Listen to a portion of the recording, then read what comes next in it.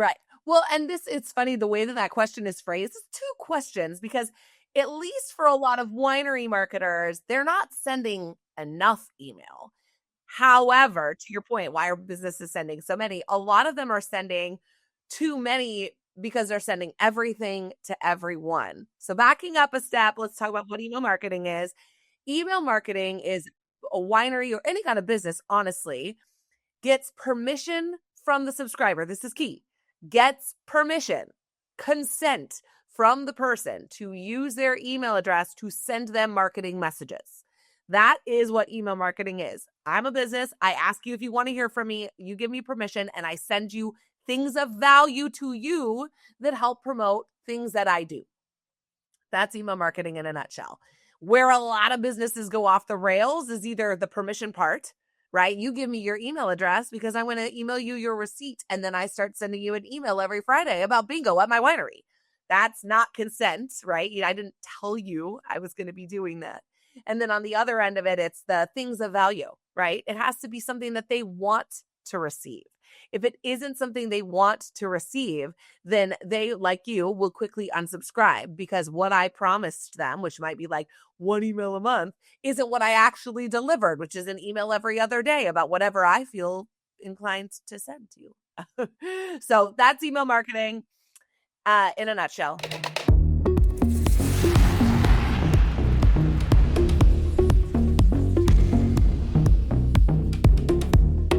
Well, welcome everybody back to the Full Battery Media Podcast. We are already having a good time. I can promise you that this is going to be a fun episode. I've got an awesome guest with me today. Can you tell people who you are and a little bit about what you do? Absolutely. My name is Erica Walter. I am the founder and CEO of Email Mavens.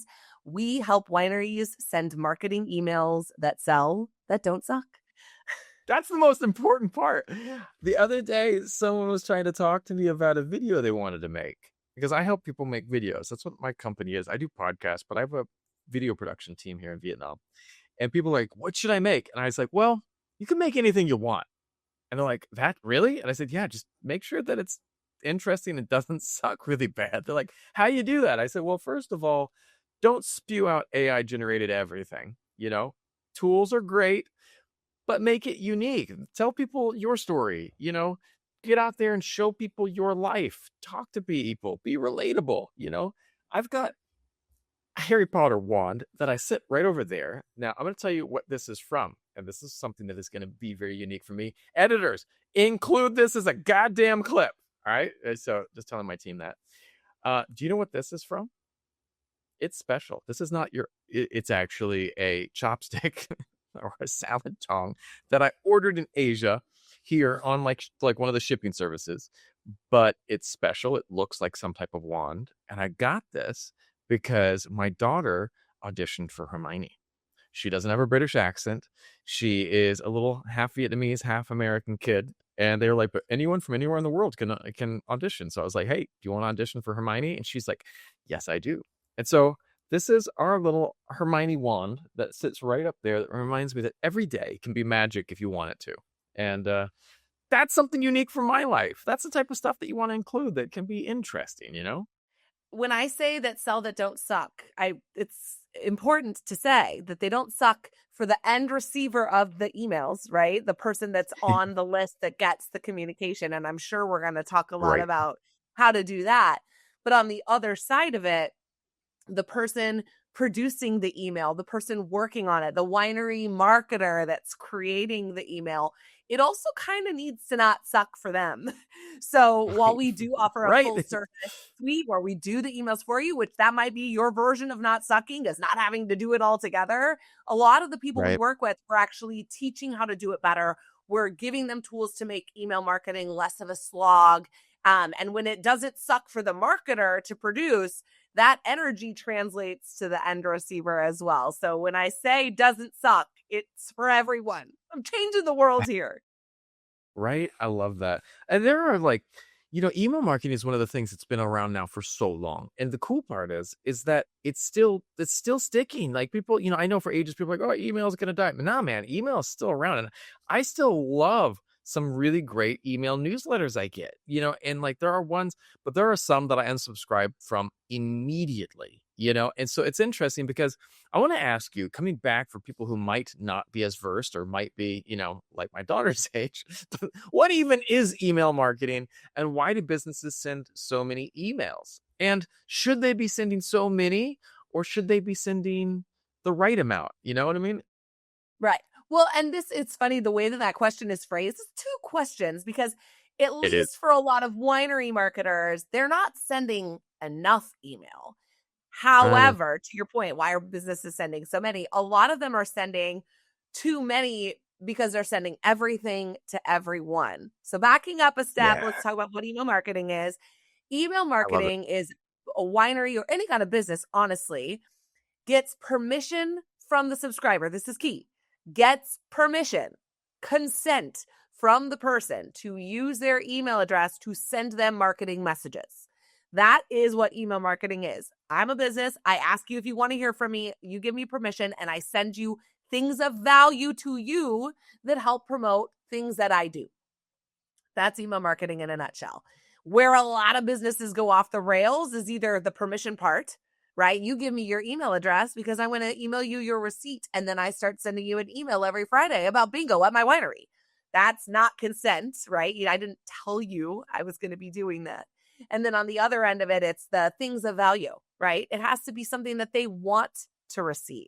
If it isn't something they want to receive, then they, like you, will quickly unsubscribe because what I promised them, which might be like one email a month, isn't what I actually delivered, which is an email every other day about whatever I feel inclined to send to you. So I that's love email that. marketing in a nutshell, layman's terms. And then why do businesses send so many? I think a lot of the disconnect in cadence, right? Frequency of email is businesses are focused on what matters to them, right? Instead of focusing on what would add value to my subscriber's life. And when that happens, when I'm so focused on hitting my e-commerce number for April that I can't see how what I have to talk about what's in it for the end subscriber, when I'm not looking at that in the perspective of my marketing strategy, I'm going to churn my list because I'm going to send at the detriment of subscriber trust and engagement to hit a number.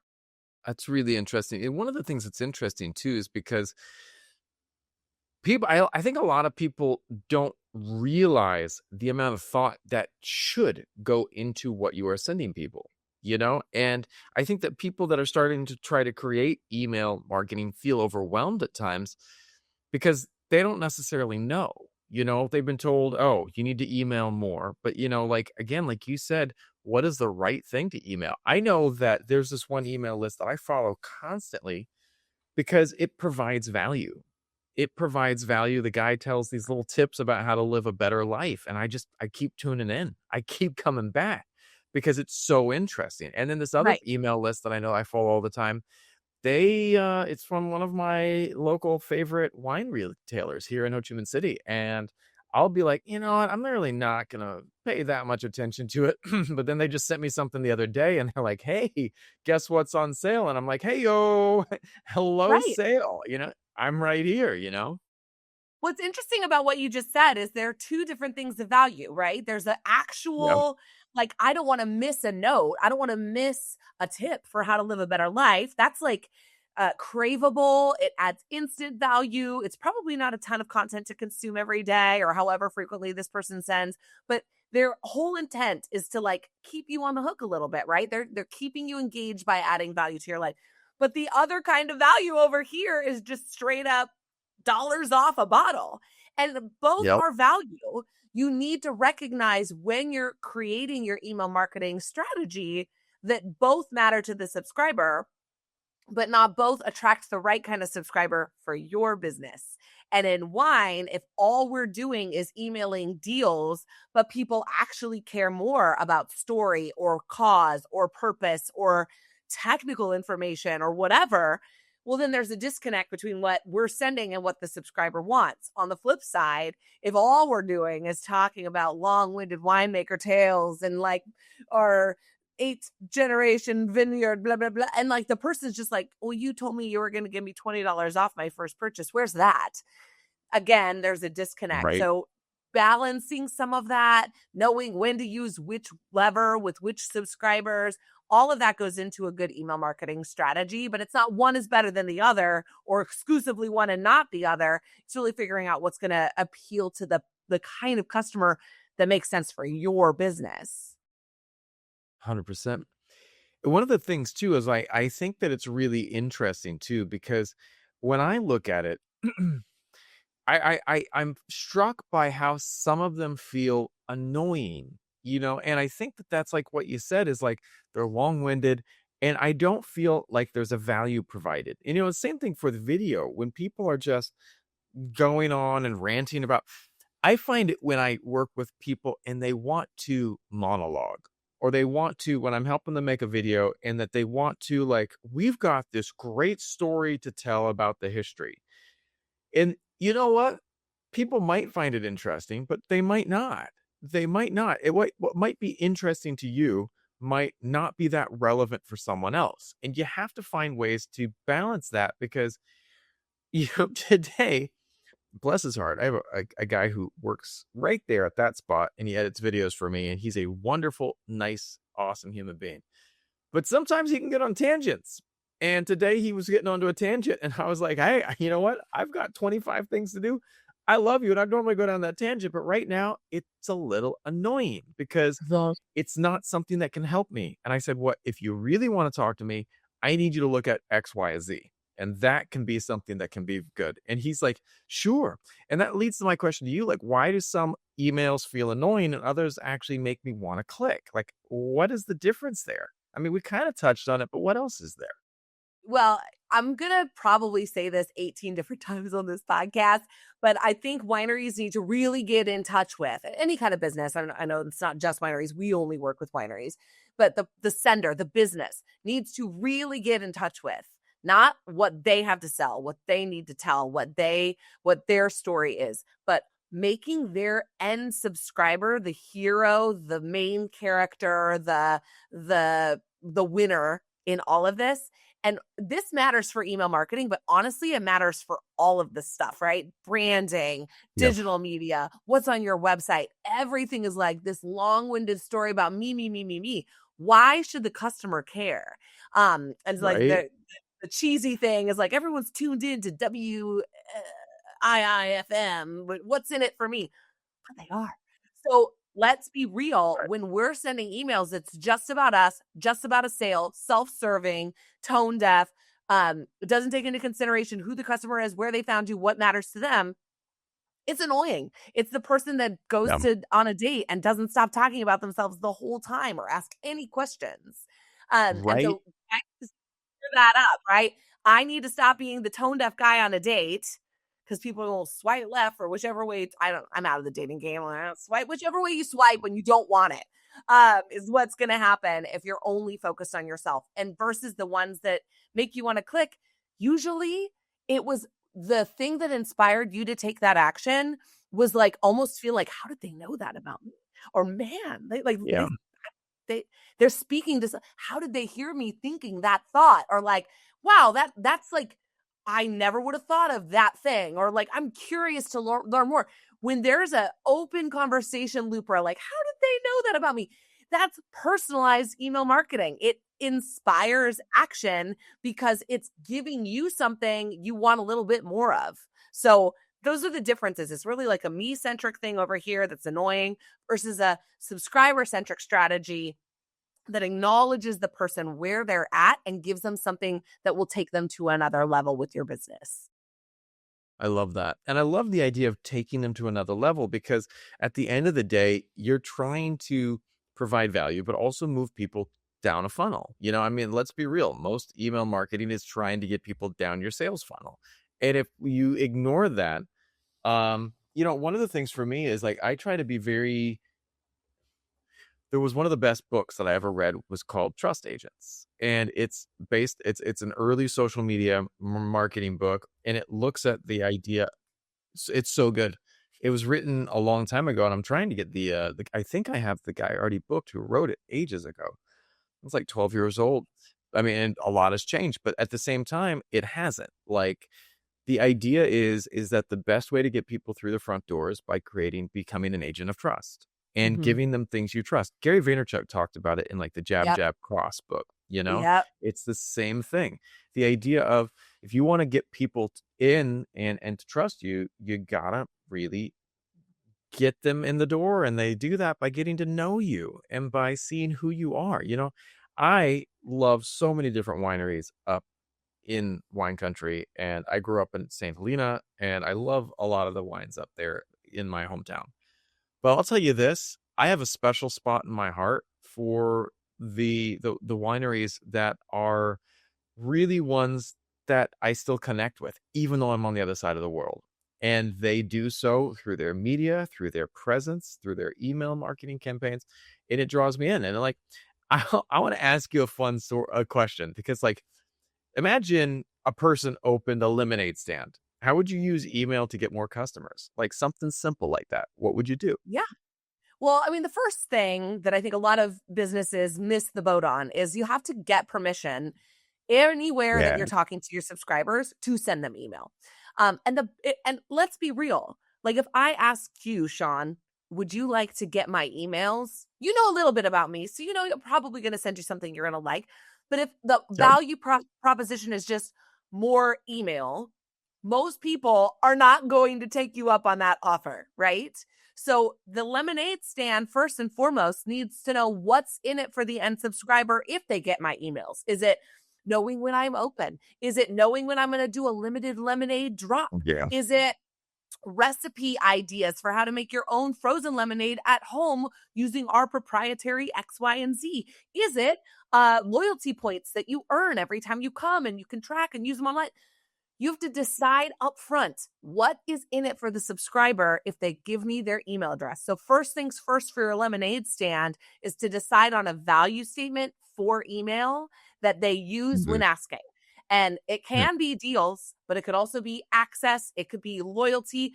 There's a lot of different angles. Every business needs to decide which matters the most to them, because you could use a mix of all of it, and then use that to fish for email addresses. That's step number one. Then step number two is pretty simple. Deliver on the promise that you gave Yeah. them when you asked them for their email address. If they are excited to be on your email list because you're going to tell, let's say your lemonade stand is like a pop-up lemonade stand and you never know when I'm going to show up.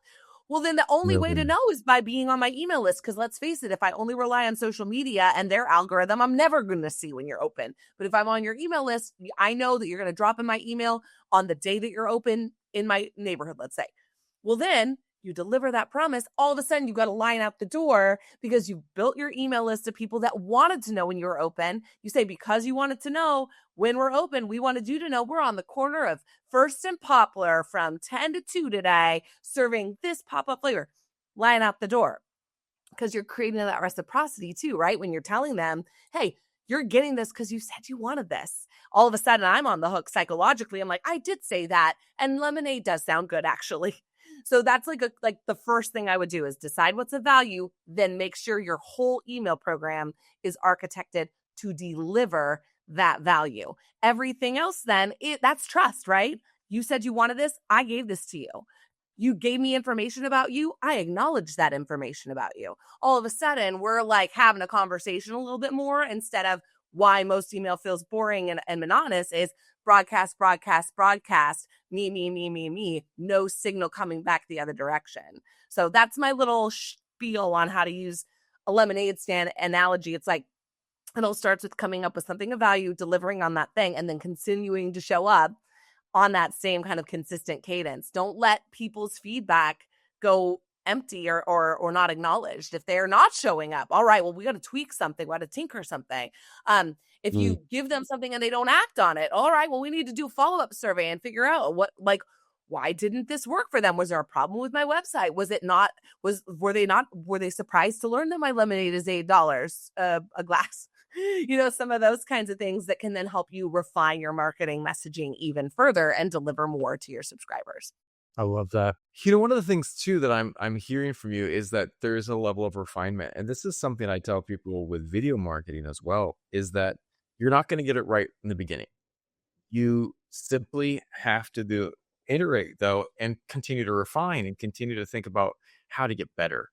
And, as you're looking at these things, but you have to be asking the right questions. And that's where, getting someone like you who can help with email marketing is super huge win, because some people don't even know the right questions to ask. Sure. And I think that's one of the biggest um, problems that I see, is that when people start creating campaigns, whether it be video or content or email or whatever, they just don't know how to ask the questions to make sure they're doing it right. But I want Right. to ask you, like, people get all these emails from big companies, and why do we still get them when you forget you signed up for them? Like, what's that all about?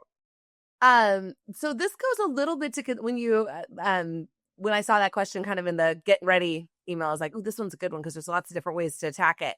The first reason you might get an email from a business that you forgot you signed up for is that when you signed up, they never sent you anything. Right? If you Mhm. signed up for email from a business and then 6 weeks later or 6 months later you got an email, well, of course you're going to forget. Not to throw a local legendary winery under the bus, but there is a winery here in Walla Walla that has a very allocation style model. You sign up to get on the list to get access. And then you just wait and you wait and you wait and you wait and you hope, and years go by, and who knows, you may or may not get access to this coveted wine. The downside of this strategy is that for 6 years, I'm on a list waiting to get up to the point where I can buy the stuff, and they don't send me anything in the meantime Mm, to either update me on my status or to tell me what's going on and why I should still want to be on the list. Um, good. and so that 6 years from now, when I get on the you can now buy this stuff list, well, am I even going to notice that email? Is it going to go straight to my Right? spam folder or my junk because I've never received anything else trustworthy from them?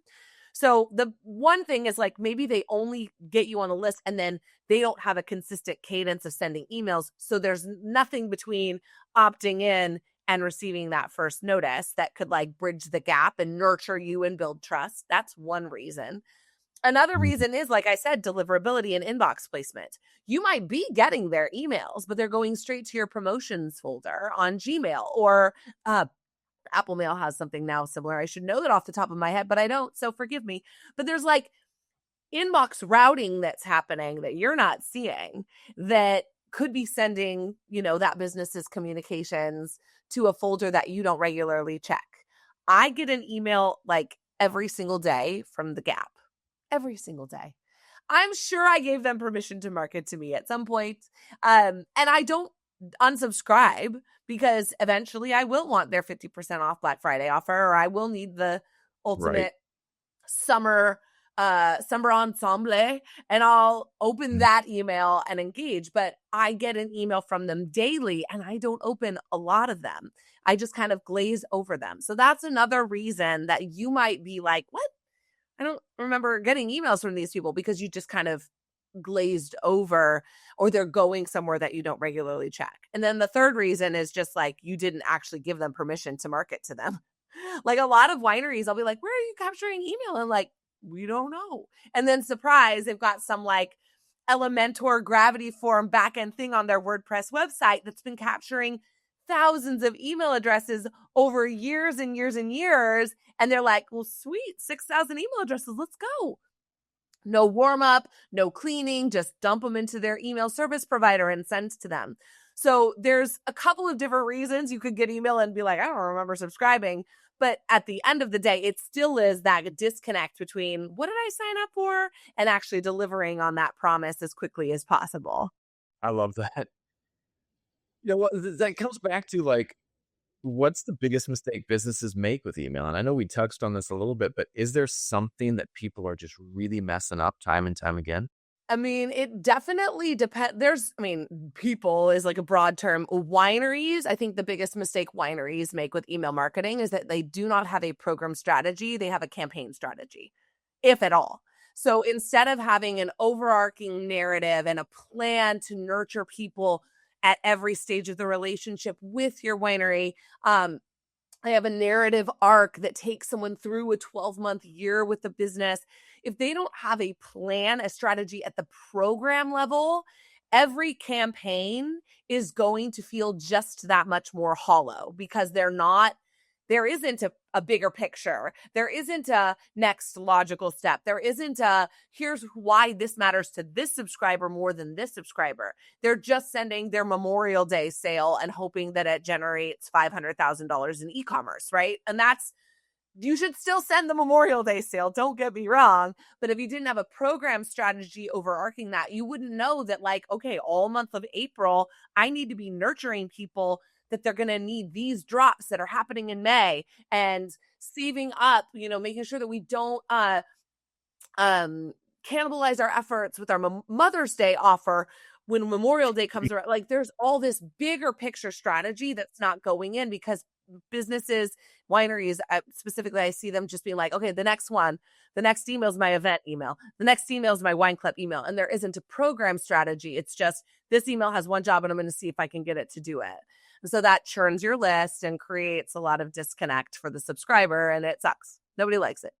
I see with video that people put all their eggs in one basket. Like, they're like, this is the one. Like, this is going to be it. We're going to knock it out of the ballpark with this one thing. Mm-hmm. And then that one thing doesn't convert. And they sit there and go, where did we go wrong? What did we do wrong? And I look at them and go, you didn't do anything wrong. You just have to be consecutive with what you're doing right. You have to be consecutive with where you're trying to get to. And that might not be one video is going to knock it out of the ballpark. And I remember once I was doing these videos that were converting for my company, and I was in-house, and they had me on a bargain. This was one of my first jobs, and I did like 45 videos for them in a short period of time. This is even before short form, and we were getting people flying in from around the world to our business in Los Angeles to buy our product and get our service. And then they were like, so video is the key. And so they went and spent $100,000 on 4 videos. And I was just like, dude, you could have sent me to film school and I would have worked for you for a couple of years for that, and the videos fell flat because they weren't what people wanted, and I think that's, again, is looking at what's really going to matter, but also just, you got to it's a numbers game at this point in time. You have to be consistent, and you have to be consistent with your awesomeness, to say it one way. Yes. But, I don't know. That's at least how I look at it. No pressure. Just be consistently awesome, and your email marketing will kill it. Right? And no challenge there. Just be consistently awesome, But, Easy. Do people actually buy wine from emails, or do they just ignore them? I know I wrote this question. I know it's going to be stupid because I just literally said at the beginning of this, I bought from an email. But I'd love to hear your perspective. You've outed yourself, Sean. Well, here's the thing. Yes, people do buy wine from email, and wineries don't only need to sell wine with their email campaigns. I know when I talk, it's like my intro on my podcast, and everything else is like, we're here to help you sell more wine online. There's lots of ways to sell more wine online. You can sell more wine online by getting people to join your club. You can sell more wine by getting people to visit you in person. Take the online out of it. You can get people to show up to the Denver Food and Wine Festival that you're pouring at because of email marketing.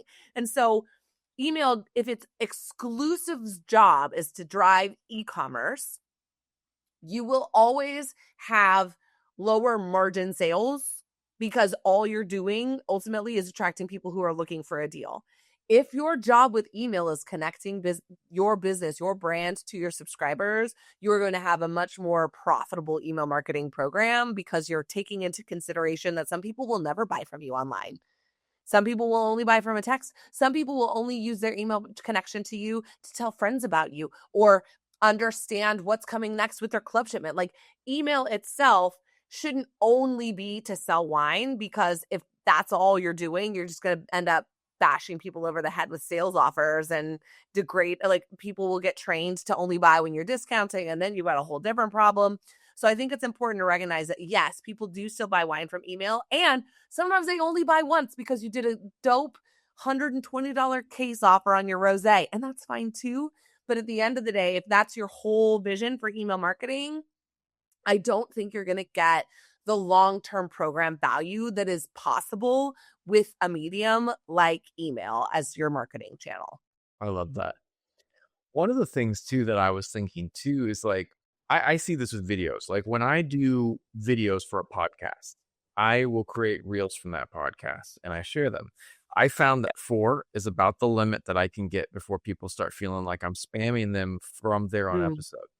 You know, yeah. so like if I start doing 7 and I'm like tagging people 7 times, they start going, wow, it's another video that I got to share. But 4, people feel fresh for all of them. They feel excited for all of them.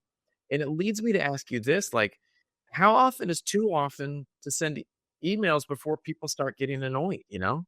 This is a great question. And truly, anytime I speak, anytime I get interviewed for something, it's one of the questions that comes up. It's like, what's that silver bullet, perfect number of emails to send? And unfortunately, there is no silver bullet, perfect, a one size fits all answer to that question. Sorry. I Right. love that you found that, with video that there's like kind of a sweet spot around 4. That's your Well, sweet spot. Every yeah. winery also has a sweet spot. And the problem is not very many wineries care to find it.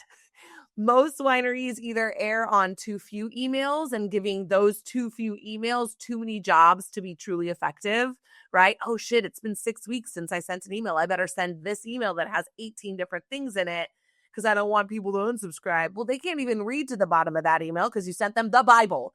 So they either err on the side of too infrequent, or on the other end of it, it's like, well, Erica said to send more email, so I'm just going to blindly send more email every other day. Let's go. Let's see what happens. And we do email marketing for businesses. We also consult smaller businesses on how to do their email marketing more effectively.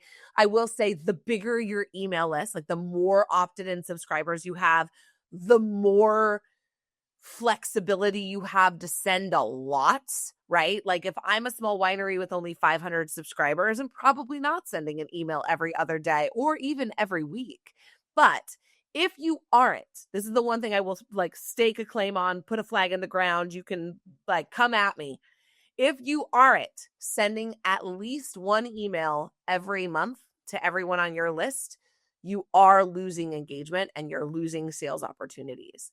Any fewer than 12 emails in a year, and you run the risk of people forgetting they opted in to hear from you. You're not giving them something of value, and you're missing seasonal opportunities. Every single month of the year has a reason to tell someone what's going on or to check in with your subscribers and see where they're at so that you can continue to deliver value. If you don't architect a program plan that includes 12 must-win key touch points that everyone on your list is going to get, then I think you are I know that you're going to run the risk of losing engagement the next time you send, and you're going to get fewer conversions because people are like, oh, I guess I have to sell some stuff because I haven't heard from such and such winery since January, and now it's May and it's Memorial Day sale. Like there's no bridging the gap in terms of delivering value there. So 12 emails at a minimum in a year. Anything more than that, start monitoring the feedback loop, right? Are people converting? Are people unsubscribing? Are people replying and saying, literally, stop sending me so many emails? Well, those are some indicators that maybe your cadence is off. But usually wineries don't have a cadence issue. Most wineries have a relevance issue. They're sending everything to everyone when they do send. And that is a disconnect for the subscriber who doesn't live close enough to come to bingo on Friday night, or who only ever buys from you online and doesn't want to come visit you in person. So that's my little soapbox. You got to figure out your relevance and solve for relevance before you decide what cadence makes sense. But most wineries are simply not sending enough. I love that. And I completely agree. That's why when people ask me, am I going to do too much video? And I said, I have 4 podcasts. I post 2 episodes a week, and I have I have a ton of videos going out every day, and it's working. Today, I had someone I have all these people starting to message me going, hey, how might I get on your podcast? And, it's like, I now have a wine podcast that people are talking about. I'm not a Yeah. wine. I know. I like my reds. I like my whites. I like my bubbles, and that's about it. I don't have any certifications, but people really like to be on my podcast because I bring a fresh voice to the wine industry. And then the other day I was having someone on my financial podcast because why not? I have multiple podcasts. And the lady's like, are you a financial planner? I was like, no, I suck at money. but I'm learning. And that's why I started this podcast, because I wanted to help Right. other people like me learn about money. And she's like, that's kind of cool. And I said, exactly. And like, if you're not doing as, if I'm not spamming people and I'm not doing too much, man, you're good. You're good. Yeah. Just get out there and create. You're saying what I'm saying in a different way, right? Which is that you're paying attention to the signals people are giving you. Yours Yep. might not necessarily be an email marketing signal like an unsubscribe or a click, right? Yours might be a response, a request, someone DMing you and asking to be on your podcast. But those are all signals that tell you that what you're doing is working.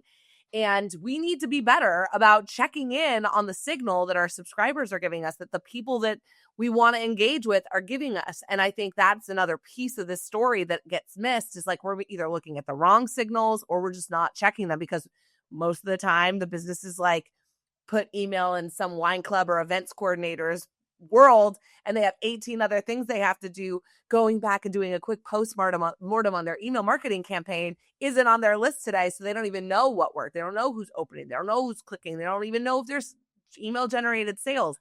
That's another piece of this. Like, check the signals, keep track of what's working, adjust, right? And we talked about this earlier in the podcast, that we have to iterate, and like, you can't get any feedback Oh, if you don't send. So that's step one. But then right. iterate, optimize, get better as you go, so that you get better at delivering on the promise that you're giving your subscribers. Yeah, I 100% agree. And with that email, there's this like secret sauce. Like, what makes someone trust an email enough to spend money? What is it that you're doing that actually gets them to spend? Yeah. Well, wine is so challenging because it isn't a product that gives you instant status, right? It's not like you can wear it outside. You know, when you order a bottle of wine, sometimes you can't even open it for years, not let alone like a couple of days, right? So with wine, we're working with different levers than like a traditional retail thing where like someone orders makeup and they can wear it the day they get it. Someone orders a pair of shoes, they can rock them and put it, like, unbox them and post them on the gram. With wine, you're dealing with something that you have to taste to enjoy. It's a social thing. It might need cellaring. So you're just dealing with a lot of different levers. So that's why all the stuff I talked about leading up to this is so crucial for a campaign, any like sale communication you're going to send to be successful. You have to have done the work way before that to establish trust, know who your subscribers are, understand why your product would add value to their lives, and position that value effectively to the subscriber.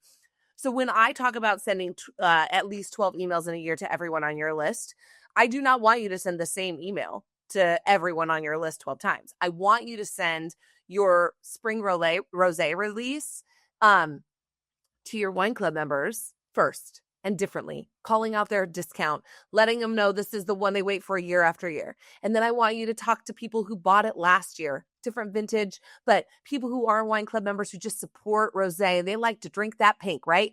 Talk to them. Hey, you bought this last year. The new vintage is available. We wanted you to be one of the first to know. Then you take everybody else on your list who's bought from you before, but maybe they didn't buy your rosé last year. And you tell them, this is the one people wait for, y'all. Like, we know you enjoyed our wines in the past. You come to us for this, that, or that other characteristic. Our rosé delivers that, but in a pretty pink package.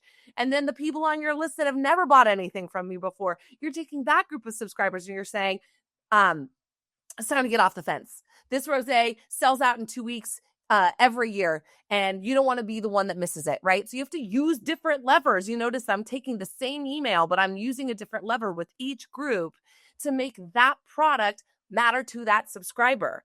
And you can't sell a bottle of wine someone's never tasted with a blanket approach unless you just discount the crap out of it. And most wineries Yeah. don't want to do that. And even then, what are you doing? You're winning a race to the bottom, and that's not a win at all. Yeah. So that's my sort of philosophy of like, you have to build the trust leading up to it. And then you have to be cognizant of, again, why does this matter to that subscriber? And it won't usually just be a discount. It has to be something else, something emotional, something psychological. It's not just the price or the savings. 100% agree. And it's interesting too, because again, it comes back to that book I was talking about earlier, being an agent of trust. Yeah. And, I think that that's like the core thing with all marketing is to help people figure out why they can trust you, your brand, and why they should care. And I want to ask you this one last question. What's one email you wish every business would send, but almost none of them do? This one was another one. I was like, oh, it's always the welcome email. But I've talked about the welcome email enough, right? Establish why someone should be on your list and then deliver it right away. That's a welcome email. If your business doesn't send something immediately upon opt-in that acknowledges why they opted in, tells them what they have to look forward to next, and deliver something of value right off the bat, you're missing a ton of opportunity. I have tested this in rooms of people. Fewer than half of wineries actually deliver anything automatic, let alone a personalized welcome email. So that would be like the number one. It's the most important email any business sends is the welcome email. Yeah. But the one that I would say is like more of a batch email is a subscriber survey. If you've never asked your subscribers why they're on the list in the first place and what they'd want to hear from you about on an ongoing basis, this is for those marketers that are like, well, shit, Erica's just telling me a lot of stuff I don't know, and I don't even know where to go to get the information.